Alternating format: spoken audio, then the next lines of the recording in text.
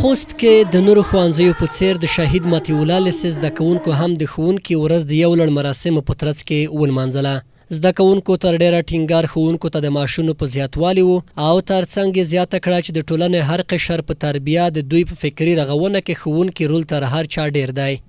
واقعا چې ښوونکی د معنی پلار حیثیت لري. معنی پلار هغه چا ته ویل کېږي چې د یوه انسان روح او روان روزي، هغه ته د سمې لارې لارښوونه کوي، ورته ښیي چې کومه سمه لاره ده، کومه غلطه لاره ده. نو هیله مو دغه د له مسؤلو چارواکو څخه، له مسؤلو ادارو څخه چې د ښوونکو ژوند ته، د ښوونکو هغه اړتیاوو د پوره کولو لپاره په دې برخه کې دوی ډېره زیاته پاملرنه وکړي.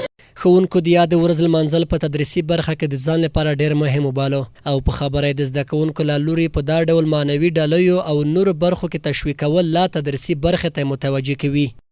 دا ډول غونډې د زده کوونکو او یا دغه د معرف د مسؤلینو طرفه چې د معلم د ستاینې په خاطر جوړیږي، دا واقعا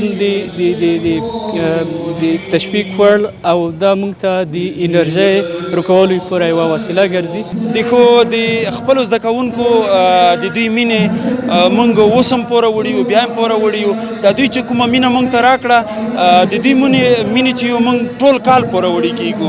موږ هم داسې تشویق ته ضرورت لرو. موږ یې دومره تشویق کړو ولو که داسې فکر کوم چې په ټول کال مفت درس ووایم، زه وایم چې درس هم موږ ته خلکو په لکاو پیسې راکړي دي.